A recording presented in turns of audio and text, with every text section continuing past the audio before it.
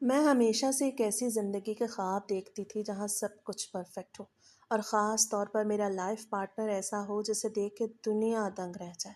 हर लड़की के दिल में अपने होने वाले शौहर को लेके कुछ अरमान होते हैं, और मेरा अरमान ज़ाहिरी शख्सियत, रोबदार चेहरा और मर्दाना वजाहत था। मैं जब भी कॉलेज में अपनी सहेलियों के दरमियान बैठती थी और वो अपने मंगेतरों या पसंद के लड़कों की तारीफ़ें करती थीं कि उनका कद कितना लंबा है, उनके मूंढे कितने चौड़े हैं, तो मेरे दिल में एक अजीब सी ख्वाहिश मचलने लगती थी। मैं सोचती थी कि मेरा होने वाला शौहर भी ऐसा कसरती और मजबूत जिस्म का मालिक हो कि जब वो मेरे साथ सड़क पे चले तो सबकी नज़रें हसरत से हमें देखें। मैं चाहती थी कि मेरे शौहर का रोब ऐसा हो कि कोई उसके सामने ऊंची आवाज़ में बात करने की हिम्मत ना कर सके। लेकिन मेरी बदकिस्मती ये थी कि मेरे घर वाले मेरे इन खूबसूरत ख्वाबों की दुनिया से बिल्कुल ही बेखबर थे, और उन्होंने मेरे लिए एक ऐसा फैसला कर लिया जिसने मेरी पूरी सोच और मेरी खुशियों का शहराज़ा ही बिखेर कर रख दिया। वो दिन मुझे आज भी अच्छी तरह याद है जब तपती हुई दोपहर में कॉलेज से थकी हारी घर लौटी थी। मैंने अभी अपना बैग मेज़ पे रखा ही था कि अम्मी मेरे कमरे में चाय का कप लेके आईं, और उनके चेहरे पर एक अजीब सी मुस्कुराहट थी जो मुझे अछूती लगी। उन्होंने बड़े प्यार से मेरे सर पे हाथ फेरा, मुझे अपने करीब बिठाया और कहने लगीं कि महविश बेटी, तुम्हारे ताया जान ने अपने बेटे अदील के लिए तुम्हारा हाथ मांगा है, और तुम्हारे अब्बू ने ख़ानदान की इज्जत और ज़ुबान की खातिर हाँ कर दी है। ये सुनते ही जैसे मेरे कानों में साईं साईं होने लगी और मेरे पैरों तले से ज़मीन निकल गई। मैंने हैरत और गुस्से के मिले जुले जज्बात के साथ अम्मी का हाथ अपने सर से झटक दिया और खड़ी हो गई। मैंने ऊंची आवाज़ में कहा कि अम्मी, आप लोग अपने होशो हवास में तो है ना? अदील से मेरी शादी होगी। वो तो खुद एक सूखा हुआ पापड़ लगता है। उसकी अपनी कोई शख्सियत है ही नहीं। वो तो बिल्कुल दुबला पतला कमज़ोर और मरियल सा लड़का है। मैं उसके साथ खड़ी हुई कैसी लगूंगी? आपने एक बार भी मुझसे पूछना गवारा न किया। अम्मी ने मेरी ये बात सुन के मुझे सख्त नज़रों से घूरा और कहने लगी कि लड़कियों को इस तरह की बातें करना ज़ेब नहीं देता। अदील तुम्हारा कज़न है, बचपन से तुम्हारे साथ पला बढ़ा है। वो बहुत शरीफ, नेक और पढ़ा लिखा लड़का है। उसकी सरकारी नौकरी भी पक्की हो गई है, और ख़ानदानी रिश्तों में ज़ाहिरी चमक दमक या डोले शोले नहीं देखे जाते, बल्कि लड़के का इखलाक और उसकी शराफत देखी जाती है। मुझे अम्मी की रवायती बातें सुन के शदीद गुस्सा आया। मैंने गुस्से में आकर मेज़ पे रखा हुआ पानी का गिलास दीवार पे दे मारा, जो चनाके से टूट गया।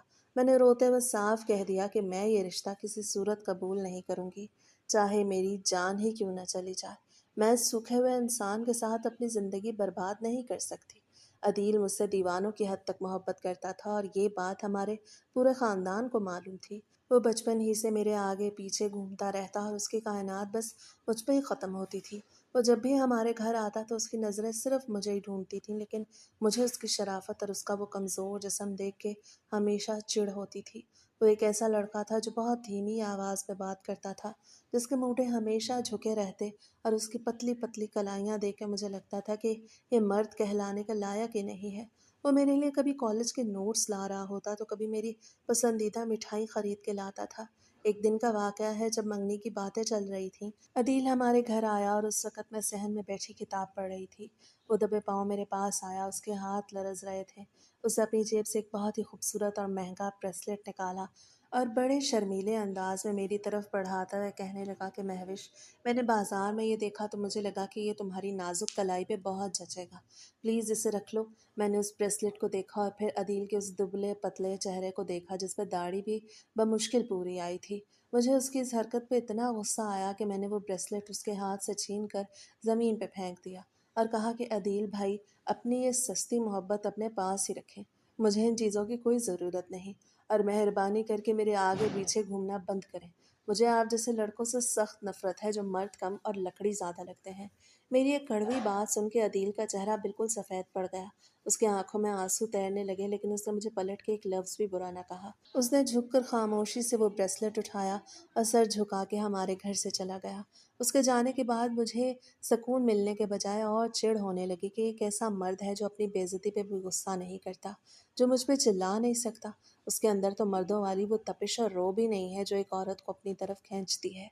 वो जितना मेरे करीब आने की कोशिश करता, मैं उतना ही उससे दूर भागती थी, और उसके दुबले जिस्म का मजाक उड़ाने का कोई मौका हाथ से जाने नहीं देती थी।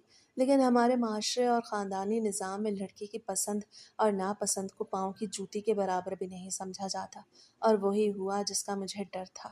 میرے گھر میں روز تماشا ہوتا تھا۔ میں کھانا پینا چھوڑ کے اپنے کمرے میں بند ہو جاتی تھی، دن بھر روتی رہتی تھی اور اپنی سہیلیوں کو فون کر کے اپنی قسمت کا رونا روتی تھی، لیکن میرے ابو اپنی بات کے پکے تھے۔ انہوں نے تایا جان کو زبان دے دی تھی، اور ہمارے ہاں خاندانی زبان کو توڑنا موت کے برابر سمجھا جاتا تھا۔ چند ہی دنوں میں انہوں نے زبردستی ہماری منگنی کی تاریخ طے کر دی، اور تایا جان کا پورا خاندان خوشیاں مناتا ہوا ہمارے گھر آ پہنچا۔ پورے گھر کو لائٹوں سے سجایا گیا تھا، ہر طرف ہنسی مذاق ہو رہا تھا، لیکن میرے لیے وہ گھر ایک قید خانہ بن چکا تھا جہاں میری روح کا گلا گھونٹا جا رہا تھا۔ جب منگنی کی رسم شروع ہوئی اور عدیل کو میرے برابر میں لا کے بٹھایا گیا تو میرا دل چاہ رہا تھا کہ میں وہاں سے بھاگ جاؤں۔ عدیل نے اس دن ایک سفید رنگ کا کرتا پہن رکھا تھا جس میں وہ اور بھی زیادہ پتلا اور کمزور نظر آ رہا تھا۔ اس کے گال اندر کو دھسے ہوئے تھے اور وہ بار بار کنکھیوں سے مجھے دیکھ کر مسکرانے کی کوشش کرتا تھا، جیسے اسے اس دنیا کی سب سے بڑی دولت مل گئی ہو۔ اس کی یہ خوشی مجھے زہر لگ رہی تھی، کیونکہ مجھے معلوم تھا کہ یہ رشتہ میری مرضی کے خلاف ہو رہا ہے۔ جب تائی جان نے عدیل کے ہاتھ میں سونے کی انگوٹھی دی اور اس نے کانپتے ہوئے ہاتھوں سے میرا ہاتھ تھاما تو اس کے لمس سے مجھے گھبراہٹ اور بیزاری کا احساس ہوا۔ اس نے جیسے ہی وہ انگوٹھی میری انگلی میں پہنائی، میرا دل چاہا کہ میں ابھی اسی انگوٹھی کو نکال کے اس کے منہ پہ مار دوں اور سب کے سامنے چلا کے کہہ دوں کہ میں اس کمزور انسان سے کبھی شادی نہیں کروں گی۔ لیکن میرے ابو کی سخت اور غصیلی نظریں مجھ پہ جمی ہوئی تھیں۔ ان کا ہاتھ ان کی مونچھوں پہ تھا جو مجھے خاموش رہنے کا اشارہ کر رہا تھا، اس لیے میں خون کا گھونٹ پی کے رہ گئی اور منگنی کی یہ نام نہاد رسم پوری ہو گئی۔ اس رات جب سب مہمان چلے گئے، میں اپنے کمرے میں آئی۔ میں نے آئینے کے سامنے کھڑے ہو کے اپنے آپ کو دیکھا۔ میری آنکھیں رونے کی وجہ سے سوج چکی تھیں۔ میں نے اپنے ہاتھ کی انگوٹھی کو دیکھا اور زور زور سے رونے لگی۔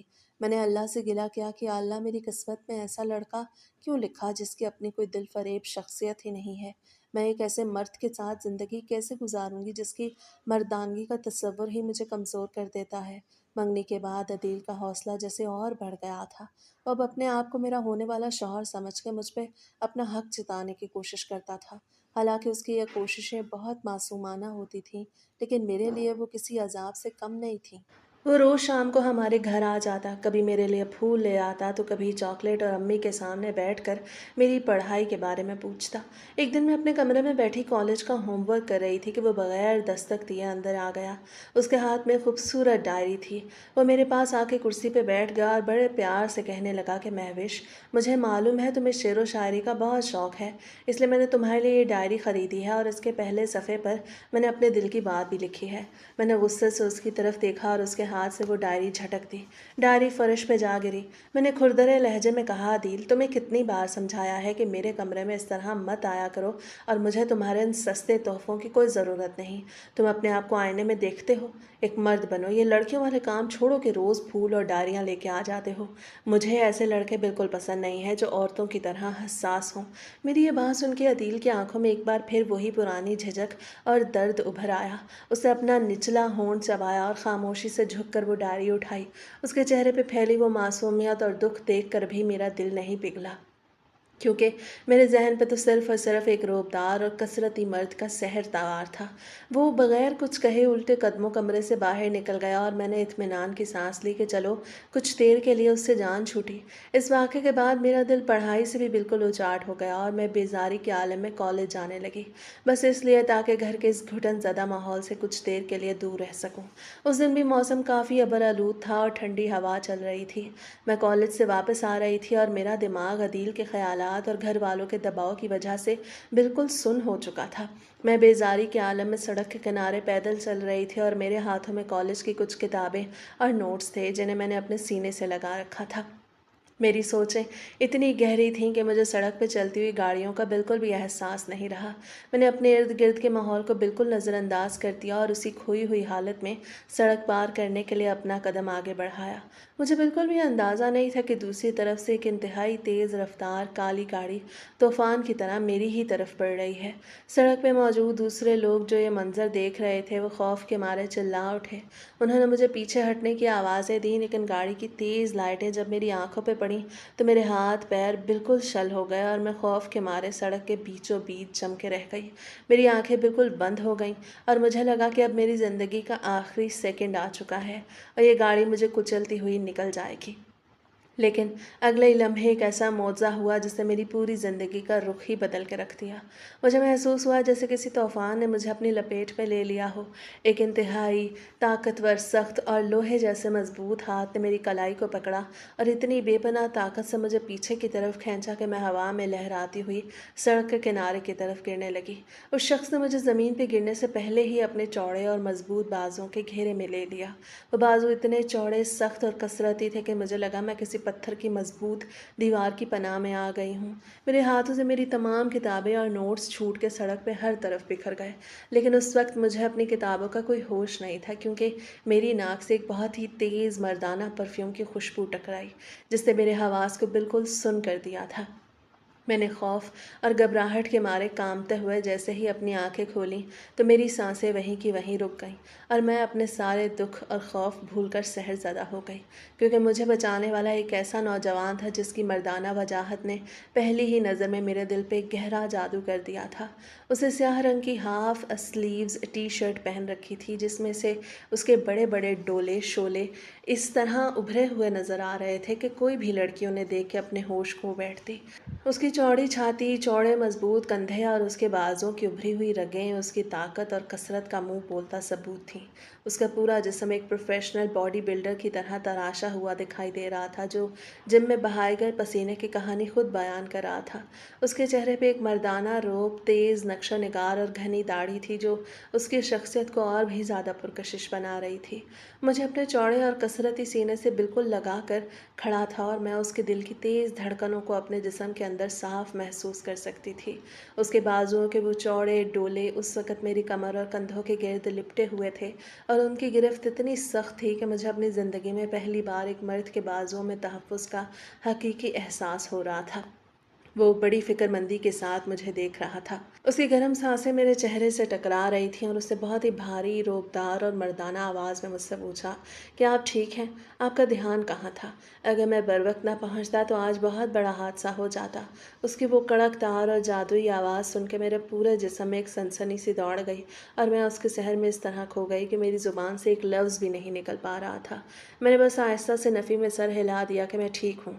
वजाहत ने जब देखा कि मैं बिल्कुल महफूज हूँ तो उसने बड़े आराम से मुझे सीधा खड़ा किया, लेकिन उसका एक हाथ अब भी मेरी कमर पे था, जैसे वो मुझे सहारा दे रहा हो।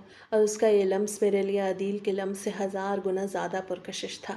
अदील जब मेरा हाथ पकड़ता था तो उसके हाथ बिल्कुल बेजान और कमज़ोर लगते थे, लेकिन इस बॉडी बिल्डर नौजवान के हाथ की गिरफ्त में वो मर्दानगी और ताकत थी जो किसी भी औरत को अपना दीवाना बना सकती थी।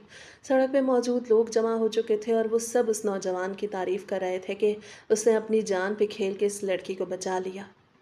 लेकिन उससे किसी की बात पर ध्यान नहीं दिया और वो झुक के सड़क पे बिखरी हुई मेरी किताबें और नोट्स उठाने लगा। जब वो नीचे झुका तो उसकी फिट शर्ट में से उसके बाजुओं की उभरी हुई रगें और उसके तराशे हुए मूडे और भी ज़्यादा वाज़ेह नज़र आ रहे थे और मैं वहाँ खड़ी पागलों की तरह उसके जिस्म के एक एक हिस्से को देख रही थी और अपने दिल में सोच रही थी कि मर्द तो असल में ऐसा होना चाहिए जिसे देख के ही रोब आ जाए, जिसे देख के दुनिया को पता चले कि कोई मर्द जा रहा है, ना कि अदील जैसा जो खुद हवा के एक झोंके से उड़ जाए। इस बॉडी बिल्डर नौजवान ने तमाम किताबें इकट्ठी की और सीधा खड़ा होकर वो किताबें मेरे हाथों में थमा दी। हमारी उंगलियां एक दूसरे से टकराईं तो मुझे लगा जैसे मेरे जिस्म में बिजली का कोई करंट दौड़ गया हो। उसने मुस्कुरा के मेरी तरफ देखा और कहा कि अपना ख्याल रखा करें, हर कोई मेरी तरह आपको बचाने के लिए हर जगह मौजूद नहीं होगा।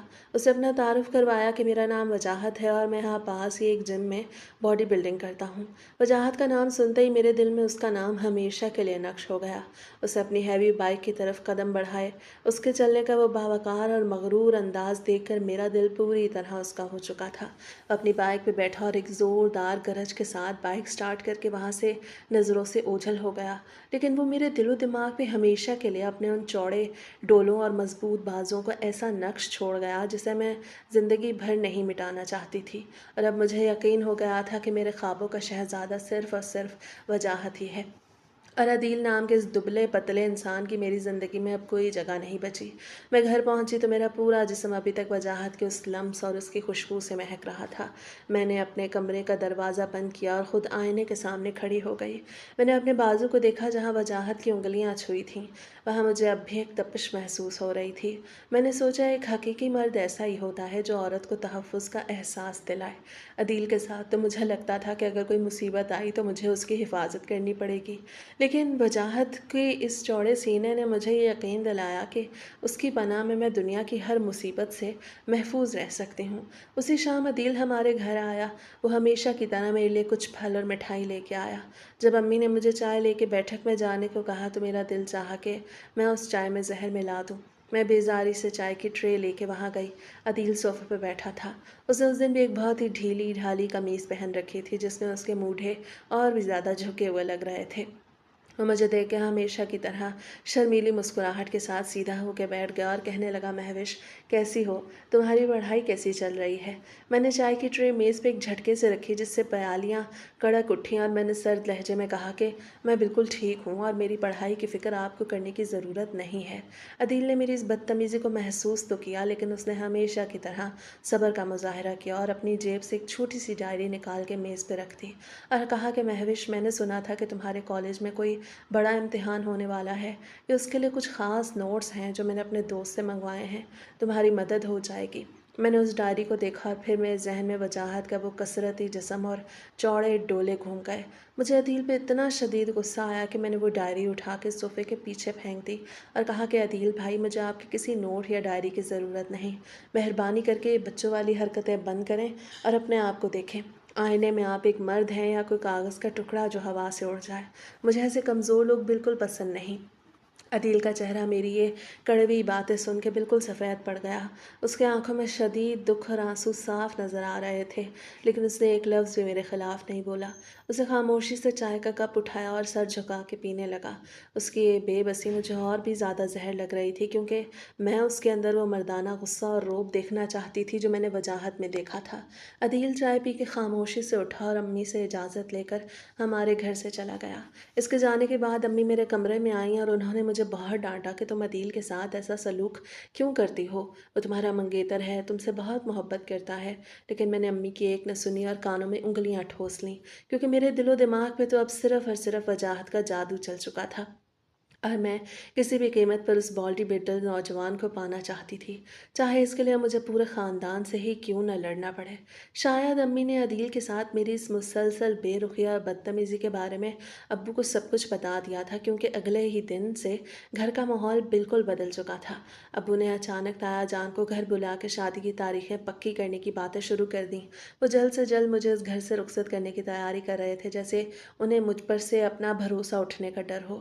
میں یہ سب دیکھ کے اندر ہی اندر سلگ رہی تھی۔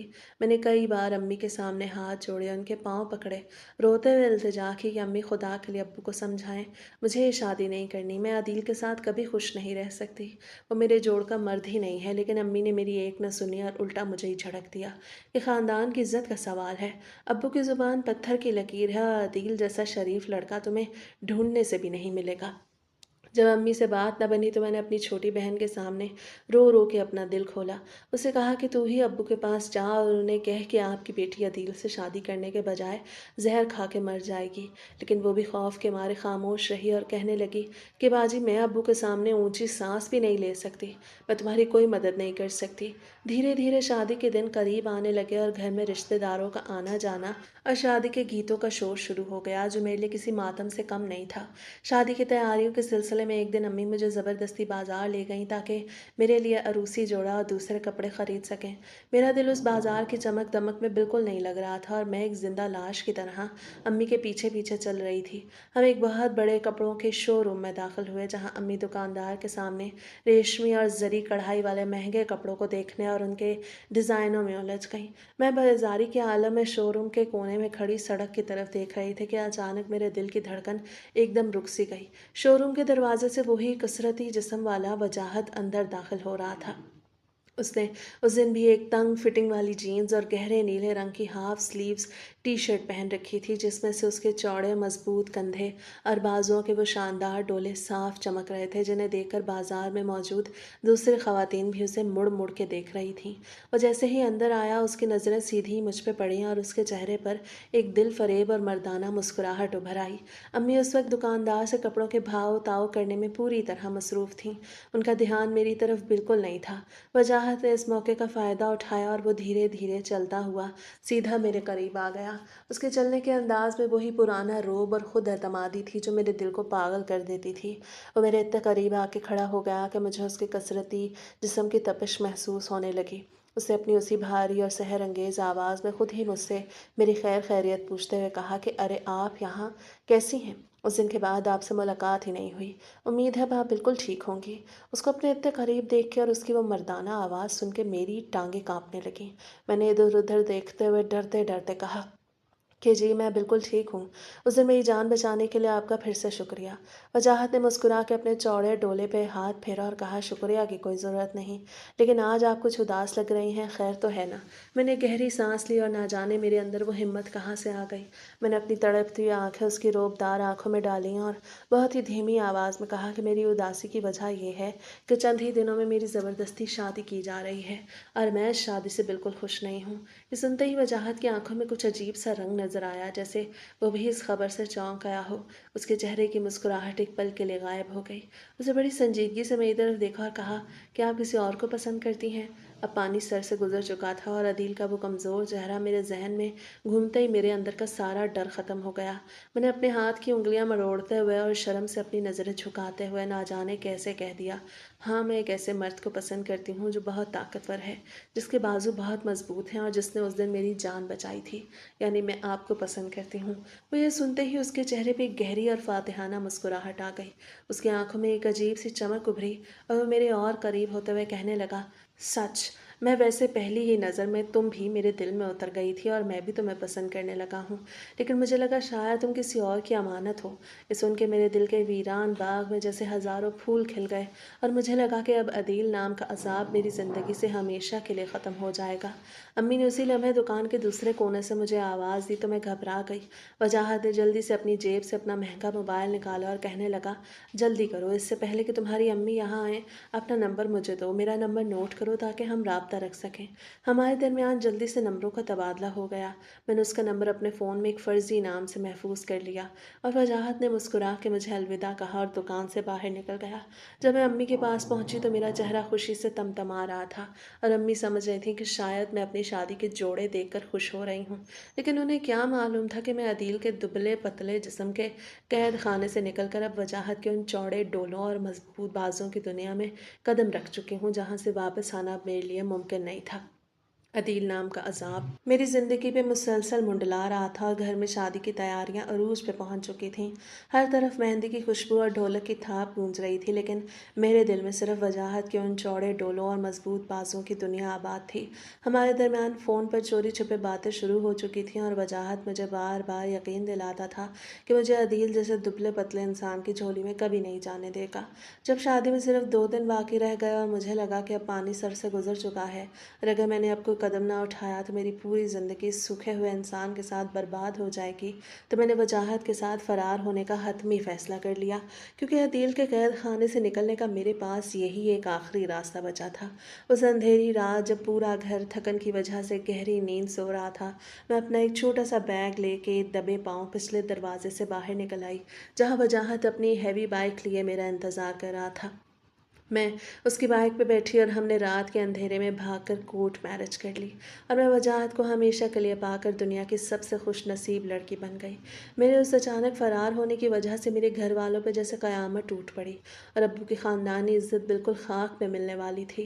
ताया जान और अदील के सामने अपनी नाक बचाने के लिए अब्बू ने उसी वक्त एक बड़ा फ़ैसला किया और मेरी इस संगीन गलती और भागने की वजह से मेरी छोटी बहन की शादी ज़बरदस्ती अदील से करवा दी गई ताकि महफिल में बारात खाली हाथ ना लौटे और ख़ानदान में उनका सर नीचा ना हो। मुझे जब इस बात का पता चला तो मुझे अदील पे और भी ज़्यादा हंसी आई कि देखो उसकी किस्मत में अब भी मेरी छोड़ी हुई उतरे नहीं आई है, और मैं वजाहत जैसे मर्द को पा के अपनी नई दुनिया में बेइंतहा खुश और मुतमईन थी। वजाहत मुझे अपने खूबसूरत और आलीशान घर में लेके आया, जहाँ हमारी शादी की पहली रात का मंजर बिल्कुल किसी ख्वाब जैसा था। उसे मेरे लिए वो कमरा बहुत ही खूबसूरत तरीके से सजाया हुआ था। हर तरफ गुलाब के सुर्ख फूलों की पत्तियां बिखरी हुई थीं और मध्यम लैंप की रोशनी में पूरा कमरा एक जादुई दुनिया का मंजर पेश कर रहा था। मेरे दिल में अपने इस कसरती शौहर को लेके बेशुमार अरमान और हसरतें अंगड़ाइयाँ ले रही थीं। मैं सुर्ख रंग का भारी अरूसी जोड़ा पहने घूंघट निकाले बिस्तर के बीचों बीच बैठी अपने दिल की तेज़ धड़कनों को सुन रही थी, और बार बार आईने में वजाहत के उस चौड़े और मजबूत जिस्म को याद करके शर्मा रही थी। मुझे फ़ख्र था कि मेरा शौहर एक बॉडी बिल्डर है जिसके डोले इतने बड़े हैं कि कोई भी औरत उसकी मर्दानगी की कायल हो जाए। कुछ ही देर में दरवाज़ा खुला और वजाहत कमरे के अंदर दाखिल हुआ। उसने शेरवानी उतारी। वो सिर्फ एक चुस्त टी शर्ट में था, जिसमें से उसके बाजुओं के वो तराशे हुए डोले और चौड़ी छाती साफ नज़र आ रही थी। उसके चलने के अंदाज में वही रोब था। वो धीरे धीरे चलता हुआ बिस्तर के करीब आया और मेरे बराबर बैठ गया। उसके जिस्म की तपिश और वही तेज़ मर्दाना परफ्यूम की खुशबू मेरे हवासों पे छाने लगी। उसे बहुत ही प्यार से मेरा घूंघट उठाया और मेरी आंखों में देखते हुए मुस्कुराया। मेरे अरमान अब अपनी आखिरी हदों को छू रहे थे और मैं उसके मजबूत बाजों की पनाह में जाने के लिए बिल्कुल बेचैन थी। लेकिन फिर वो लम्हा आया जब वो शादी की रात का हक अदा करने के लिए बिल्कुल मेरे करीब आया, और जैसे ही उसे अपनी टी शर्ट उतारी और हकीकत मेरे सामने आई तो मेरे सारे अरमान एक सेकंड में मलिया मेट हो गया और मेरा पूरा जिस्म बर्फ़ की तरह ठंडा पड़ गया। मेरी आंखें हैरत और खौफ के मारे फटी की फटी रह गई, क्योंकि जिस मर्दाना वजाहत और जिस बड़ी मर्दानगी का ख्वाब देखकर मैंने अपना घर बार छोड़ा था, वो बिल्कुल एक सराप निकला। वजाहत के मूढ़े और डोले तो बहुत बड़े और कसरती थे, लेकिन उसकी मर्दानगी इतनी छोटी और बेजान थी कि मुझे लगा मैं किसी मर्द के पास नहीं बल्कि किसी खिलौने के सामने बैठी हूँ। उसका वो भारी भरकम जिस्म सिर्फ जिम के पाउडर्स और इंजेक्शंस की ज़ाहिरी चमक-दमक थी, जिसके अंदर की हकीकत बिल्कुल खोखली थी। मेरे तो वहमो गुमान में भी नहीं था कि खोदा पहाड़ और निकला चूहा वाला मामला मेरे साथ हो जाएगा। मैं सहरज़दा बॉडी बिल्डर के उस बड़े जिस्म को देखकर जिस मर्दानगी के ख्वाब बुन रही थी, वो हकीकत में इतनी छोटी थी कि मेरा सारा नशा एक ही पल में हिरन हो गया और मैं अपने सजे सजाए बिस्तर पे एक जिंदा लाश की तरह पत्थर बन के रह गई। वो बॉडी बिल्डर वजाहत जिसके चौड़े डोले देख के मैंने अपने ख्वाबों का महल खड़ा किया था, वो सिर्फ चंद ही मिनटों में बहुत जल्दी थक के मेरी तरफ पीठ करके सो गया। उसके अंदर तो जैसे कोई हिम्मत और ताकत ही नहीं थी। उसका वो कसरती और भारी भरकम जिस्म अंदर से बिल्कुल खोखला और बेजान हो चुका था। उसकी मर्दानगी इतनी छोटी और कमज़ोर थी कि मुझे अपने आप से और अपनी इस नापाक पसंद पर शदीद घिन आने लगी। मैं उस सजे सजाए बिस्तर पे सुर्ख जोड़ा पहने सारी रात छत को तकती रही और रोती रही। मेरा वो सारा बुखार और नशा जो वजाहत के डोले शोले देख के चढ़ा था, वो एक ही रात में बिल्कुल ठंडा हो चुका था और मैं खुद को दुनिया की सबसे बेबस और लाचार औरत महसूस कर रही थी, जिसे एक शराब के पीछे भाग के अपनी हस्ती मिटा दी थी। उस पहली रात के बाद धीरे धीरे एक हफ्ता गुजर गया और उन 7 दिनों में वजाहत ने मुझे सिर्फ एक सजा हुआ खिलौने जैसा घर दिया था, लेकिन एक शौहर का जो हकीकी सुख और ताकत होती है, वो उसके पास दूर-दूर तक नहीं था। वो जिम जाता, पाउडर खाता, इंजेक्शन लगवाता और घर आके मर्दों की तरह सो जाता। मैं अंदर से बिल्कुल खाली और खुद को एक जिंदा लाश महसूस कर रही थी। मेरी रूह तक जख्मी हो चुकी थी और मुझे बार-बार अदील का वो मासूम चेहरा याद आ रहा था, जिसकी शराफ़त का मैंने मज़ाक उड़ाया था। एक हफ़्ते बाद जब मुझे ये घुटन बर्दाश्त न हुई तो मैंने हिम्मत की और अपने वालिदैन के घर जाने का फ़ैसला किया, ताकि अपनी इस बर्बादी पे कुछ देर के लिए अपनों का सहारा ले सकूँ। जब मैं अपने पुराने घर की दहलीज़ पे पहुँची तो मेरे दिल में खौफ़ था कि अब्बू मुझे धिक्के दे के निकाल देंगे। लेकिन वहाँ पहुँच के मैं हैरान रह गई कि अम्मा और अब्बा ने मुझे रोते हुए गले से लगा लिया और माज़ी की तलख़ियों को भुला के मुझे माफ़ कर दिया। उनके दिल में शायद अपनी बेटी के लिए अब भी कोई नरम गोशा बाकी था। घर के अंदर दाखिल होते ही मेरी नज़र सामने सोफ़े पे पड़ी तो मेरे पैरों तले से ज़मीन निकल गई। मेरी छोटी बहन सायरा वहाँ बैठी हुई थी और उसके चेहरे पे एक ऐसी चमक और खुशी थी जो मैंने पहले कभी नहीं देखी थी। वो बेइंतहा खुश और मुतमईन नज़र आ रही थी। उसके बराबर में अदील बैठा हुआ था।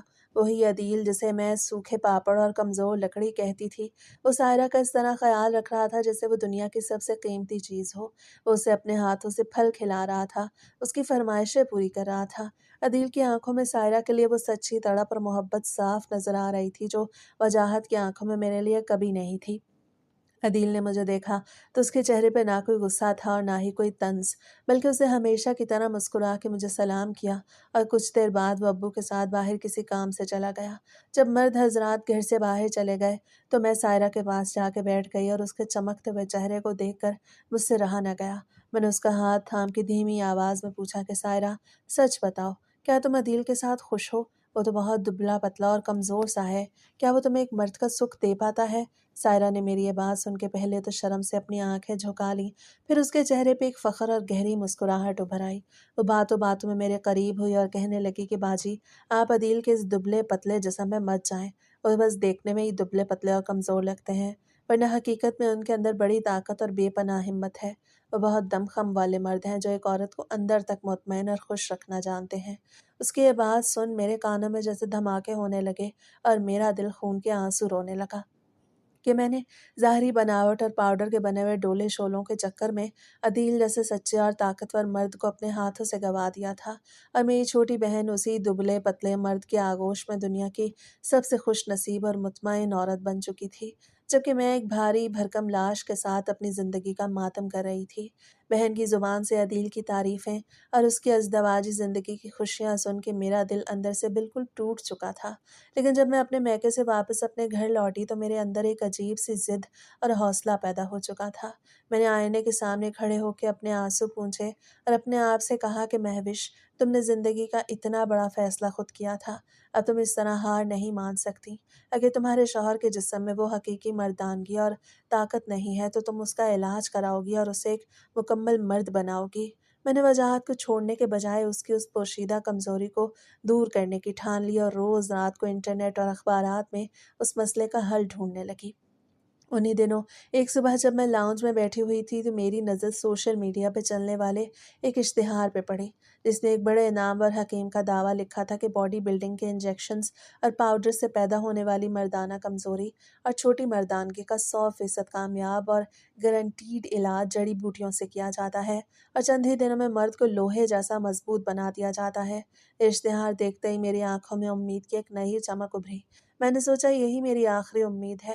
میں نے اسی وقت وجاہت سے بات کرنے کا فیصلہ کیا، لیکن جب میں نے وجاہت کے سامنے اس حکیم کا ذکر کیا تو وہ باڈی بلڈر ہونے کے غرور میں شدید غصے میں آ گیا اور کہنے لگا، تم پاگل ہو گئی ہو، میرا ایسا زبردست جسم ہے، میں روز جم جاتا ہوں، مجھے کسی حکیم یا دوا کی کوئی ضرورت نہیں۔ لیکن میں بھی ہار ماننے والی نہیں تھی۔ میں نے اس کے سامنے رونا دھونا شروع کر دیا، اسے تانے دیے، اس کی مردانگی کا مذاق اڑایا، یہاں تک کہ میں نے دھمکی دے دی کہ اگر تم میرے ساتھ اس حکیم کے پاس نہیں چلو گے تو میں یہ گھر چھوڑ کے ہمیشہ کے لیے چلی جاؤں گی۔ وجاہت اپنے اس کثرتی جسم کے پیچھے چھپی حقیقت سے خود بھی اندر ہی اندر شرمندہ تھا، اس لیے وہ میرا روز روز کا تماشا اور دھمکیاں برداشت نہ کر سکا اور آخر کار کڑتے ہوئے میرے پیچھے لگنے پہ مجبور ہو گیا اور اسے حکیم کے پاس جانے کی حامی بھر لی۔ اگلے ہی دن میں وجاہت کو لے کر شہر کے ایک پسماندہ اور تنگ گلی میں بنے ہوئے اس دواخانے پہنچ گئی جہاں اس نیم حکیم کا بڑا سا بورڈ لگا تھا۔ دواخانے کے باہر بہت سے ایسے مرد بیٹھے ہوئے تھے جو اپنی مردانگی کے علاج کے لیے وہاں آئے تھے۔ وجاہت اپنی بھاری بھرکم باڈی کے ساتھ وہاں کھڑا ہوا بہت ہی عجیب لگ رہا تھا، وہ شرم کے مارے اپنا سر جھکائے ہوئے تھا۔ جب ہماری باری آئی اور ہم اس حکیم کے کمرے میں داخل ہوئے تو اس بوڑھے حکیم نے وجاہت کے چوڑے ڈولے اور مضبوط جسم دیکھا، پھر ایک گہری اور مکارانہ مسکراہٹ کے ساتھ ہم سے پوچھا، بتائیے اس کثرتی جسم کو کیا تکلیف ہے؟ میں نے شرم اور حیا کو بالائے طاق رکھتے ہوئے حکیم کو وجاہت کی اس چھوٹی مردانگی اور رات کی جلدی تھکن کی پوری حقیقت بتا دی۔ حکیم نے وجاہت کی نبض تھامی اور اپنے سر کو ہلاتے ہوئے کہنے لگا، بیٹی تم بالکل صحیح وقت پر اسے میرے پاس لے آئی ہو۔ یہ جو جم کے انجیکشنز اور پاؤڈرز ہوتے ہیں یہ مرد کے باہر کے جسم کو تو پہاڑ بنا دیتے ہیں لیکن اندر سے مردانگی کو بالکل چوہا کر دیتے ہیں۔ تم فکر مت کرو، میرے پاس ایسی خاص کستوری اور جڑی بوٹوں کا معجون ہے جو اس کے سوکھے ہوئے حصے کو دوبارہ سے جوان اور طاقتور بنا دے گا، لیکن اس کے لیے تمہیں خطیر رقم خرچ کرنی پڑے گی۔ میں نے وجاہت کی طرف دیکھا جس کا چہرہ اس وقت شرمندگی سے بالکل سرخ ہو چکا تھا۔ मैंने अपने पास मौजूद सोने के कंगन और जमा पूंजी का सोच के हकीम से कहा कि हकीम साहब, आप पैसों की फ़िक्र मत करें, बस मेरे शौहर को एक हकीकी और ताकतवर मर्द बना दें। हकीम ने अलमारी से कुछ काली और बदबूदार दवाएं निकालीं और हमें देते हुए इस्तेमाल का तरीका समझाया। मैंने बड़ी उम्मीदों के साथ उस नीम हकीम की महंगी और बदबूदार दवाएं वजाहत को इस्तेमाल करवाना शुरू कर दी और रोज़ रात को किसी मुआवजे का इंतज़ार करने लगी। कई हफ्ते गुजर गए और वजाहत वो काली दवाएं और माजून बाकायदगी से खाता रहा, लेकिन उसके जिस्म पे कोई मुस्बत असर होने के बजाय उसका हाजमा और तबीयत मज़ीद ख़राब होने लगी। उसकी मर्दानगी की ताकत और साइज़ में दूर दूर तक कोई फ़र्क न पड़ा और मेरी मायूसी दिन ब दिन बढ़ती गई। मैं अंदर ही अंदर सुलग रही थी कि अचानक एक दिन सोशल मीडिया पे स्क्रॉलिंग करते हुए मेरी नज़र एक और चमकते हुए इश्तिहार पे पड़ी, जिस पे लिखा था, अब घर बनाने की बिल्कुल ज़रूरत नहीं, एक मामूली और जदीद ऑपरेशन के ज़रिए मर्दानगी को बड़ा बनाया जा सकता है और उसकी खोई हुई ताकत को मुस्तकिल तौर पर वापस लाया जा सकता है। उस इश्तिहार को देखते ही मेरे सर पे एक बार फिर जनून सवार हो गया और मैंने सोचा, हकीम तो जाहिल होते हैं, असल इलाज तो ये जदीद डॉक्टर ही कर सकते हैं। मैंने घर पे फिर से हंगामा खड़ा कर दिया और वजाहत पे दबाव डालना शुरू किया कि वजाहत पहले ही हकीम की दवाओं से तप चुका था और वो उस ऑपरेशन के लिए बिल्कुल तैयार नहीं था। लेकिन मैंने अपनी ज़िद, रोना धोना और तानों का ऐसा बाजार गर्म किया कि वो बेचारा अपनी मर्दानगी के एहसास कमतरी में आकर एक बार फिर मेरी ज़बरदस्ती के आगे झुक गया और मान गया। मैं उसे लेकर शहर के एक निजी क्लिनिक पे पहुंच गई, जहां चमकती हुई लाइटें और बड़े बड़े सॉफ्ट बोर्ड लगे हुए थे। वहाँ के डॉक्टर ने वजाहत का मुआयना किया और बड़ी होशियारी से मुझे तसल्ली देते हुए कहा कि एक मामूली सा 20 मिनट का ऑपरेशन है, जिसके बाद आपकी ज़िंदगी बदल जाएगी। उन्होंने मुझसे एक बहुत बड़ी रकम एडवांस ली और वजाहत को ऑपरेशन थिएटर के अंदर ले गए। मैं बाहर राहदारी में बैठी अपनी नई खुशहाल ज़िंदगी के ख्वाब बुन रही थी कि अचानक थिएटर का दरवाज़ा खुला और नसें घबराई हुई हालत में बाहर भागी। मुझे अंदर से डॉक्टर की ऊंची आवाज़ें सुनाई देने लगीं। मेरा दिल बुरी तरह धड़कने लगा और जब मैंने ज़बरदस्ती अंदर झांक के देखा तो मेरे पैरों तले से ज़मीन निकल गई। वजाहत का वो भारी भरकम और कसरती जिस्म खून में लथपथ था। उसकी मर्दानगी की जगह से खून का फवारा छूट रहा था। डॉक्टर ने घबरा के मुझे बताया कि ऑपरेशन के दौरान एक अहम रग कट गई और बॉडी बिल्डिंग के इंजेक्शन्स की वजह से इसका खून बहुत पतला हो चुका है, जिसकी वजह से खून बहना बंद नहीं हो रहा और यहाँ हमारे पास इसे संभालने का इंतज़ाम नहीं। आप इसे फ़ौरन किसी बड़े अस्पताल ले जाएं। ये सुनते ही मेरे सिर पे जैसे आसमान टूट पड़ा। मैंने रोते चिल्लाते हुए वजाहत को एक एम्बुलेंस में डाला और शहर के एक पुराने और बड़े सरकारी अस्पताल की तरफ भागी, जहाँ इमरजेंसी में डॉक्टरों की एक टीम ने वजाहत को फ़ौरन अपने कंट्रोल में ले लिया। कई घंटों की जद्दोजहद और खून की कई बोतलें चढ़ाने के बाद बिलाखिर उसकी जान तो बच गई, लेकिन उसका वो सारा कसरती जिस्म, रोब और बॉडी बिल्डिंग का गरूब उस बिस्तर पे दम तोड़ चुका था। ऑपरेशन थिएटर से बाहर आने के बाद उस अस्पताल के एक बूढ़े और तजर्बाकार सीनियर डॉक्टर ने मुझे अपने कमरे में बुलाया। उनके चेहरे पे शदीद गुस्सा और मलामत थी। उन्होंने मुझे कुर्सी पे बिठाया और बहुत सख्त लहजे में डांटते हुए कहा, तुम कैसी जाहिल औरत हो, एक मामूली सी ज़ाहरी बनावट के चक्कर में तुमने अपने चौड़े चकले शौहर को मौत के मुंह में धकेल दिया। तुम लोगों के दिमागों में ये गंद किसने भरा है? याद रखो, इस सब का छोटा या बड़ा होना कोई मायने नहीं रखता। ये सब तो सिर्फ टीवी की दुनिया, ड्रामे, मीडिया और सोशल मीडिया के गंदे इश्तिहारात ने तुम जैसी कम अक्ल लड़कियों के दिमागों में डाल दिया है, ताकि वो अपनी सच्ची और खूबसूरत अज़दवाजी ज़िंदगी को बर्बाद कर ले। एक हकीकी मर्द का मयार उसका साइज़ नहीं होता, बल्कि उसका अखलाक, उसका प्यार, उसकी वफ़ादारी और औरत को दी जाने वाली इज़्ज़त होती है, जो इस बॉडी बिल्डर ने तुम्हें घर-बार छोड़ने के बाद भी दी। लेकिन तुमने अपनी अंधी लालच और ज़ाहिरी चमक के पीछे भाग कर उसकी जान दाँव पे लगा दी। डॉक्टर की ये कड़वी और सच्ची बातें सुन के मेरे ऊपर जैसे घड़ों पानी पड़ गया और मेरी आँखों से आँसुओं का सैलाब बह निकला। मुझे अपनी छोटी बहन सायरा की बातें याद आईं कि अदील देखने में दुबला-पतला था, लेकिन वो एक सच्चा और ताकतवर मर्द था, क्योंकि उसके पास मीडिया का दिया हुआ कोई झूठा कॉम्प्लेक्स नहीं था। मैंने रोते हुए वजाहत के कमरे का रुख किया। वो बिस्तर पे बिल्कुल बेजान और लाचार पड़ा हुआ था। उसके वो बड़े-बड़े डोले-शोले अब मुझे किसी काम के नज़र नहीं आ रहे थे। मैं उसके पैरों में गिर गई और अपनी इस घिनौनी ज़िद और लालच पे उससे माफ़ी माँगने लगी। वजाहत ने नम आँखों के साथ मेरे सर पे हाथ रखा और मुझे माफ़ कर दिया। उस दिन मुझे ज़िंदगी का सबसे बड़ा अखलाकी सबक मिला कि हर चमकती चीज़ सोना नहीं होती और इंसान को अल्लाह की रज़ा पे खुश रहना चाहिए।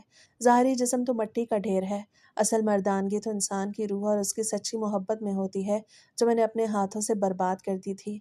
مگر خدا کا شکر کہ کچھ عرصے بعد میرا شوہر بالکل ٹھیک ہو گیا۔ اس کی محبت میں پہلے سے بھی زیادہ اضافہ ہو گیا اور وہ میرا بہت خیال رکھنے لگا، اور میں بھی اپنے شوہر کو دل و جان سے قبول کر چکی تھی۔